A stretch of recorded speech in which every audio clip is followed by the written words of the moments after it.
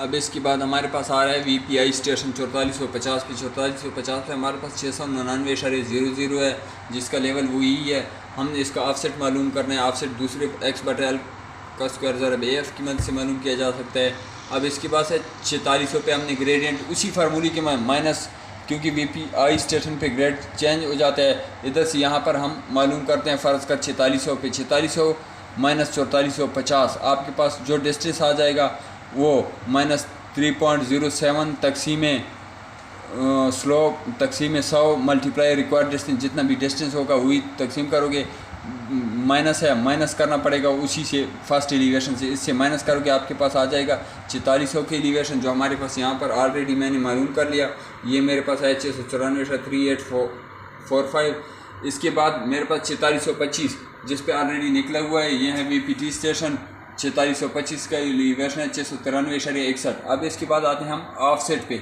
जैसे कि हम ऑफसेट मालूम करते हैं 4300 पे। 4300 पे हमारे पास ऑफसेट, हमारे पास VPC स्टेशन है 4275 पे। 4275 के बाद हम 4300 पे अगर मालूम करते हैं तो हम x/l का स्क्वायर ज़रब AF।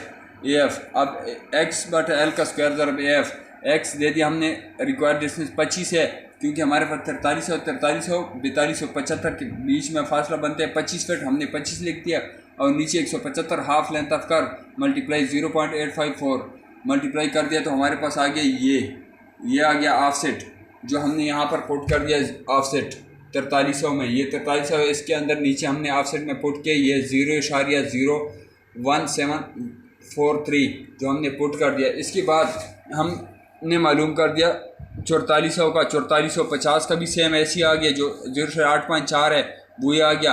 अब इसके बाद हम 4500 का, अभी तक तो हमने फासला ऐसे दे रहा था कि इधर से हमें रिक्वायर्ड डिस्टेंस चाहिए होता कि यहाँ तक हमारी x की रिक्वायर्ड डिस्टेंस। अब हम जब करते हैं 4500 पे, 4500 पे हम करेंगे तो हमारे पास ये बन रहा है 4450।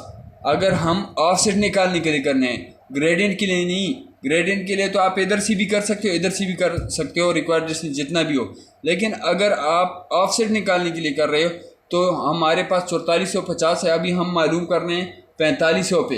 4500 हमारे यहाँ पर आ रहा है, तो हमारे यहाँ पर 4450 50 फीट नहीं बनेगा डिस्टेंस।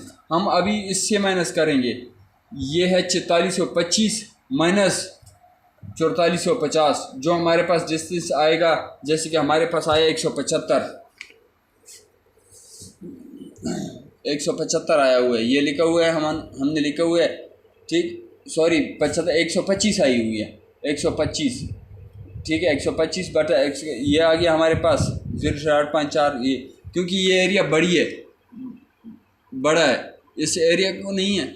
इसके अगर मैं इधर से ऑफसेट के मुताबिक मालूम करूंगा तो ये गलत हो जाएगा, क्योंकि ये एरिया छोटी हो रही है। यहाँ से जब ऑफसेट के लिए आप निकालोगे तो यहाँ इस चैनल से यहाँ की रिक्वायर्ड चैनल माइनस करोगे, तभी आपके पास रिक्वायर्ड डिस्टेंस आएगा ऑफसेट के लिए। ग्रेडियंट आप किसी भी सूरत में कर सकते हो, लेकिन ऑफसेट निकालने के लिए आप यहाँ से माइनस करोगे, ठीक है। इसके बाद हमने ये भी कर लिया, 4500 का कर लिया।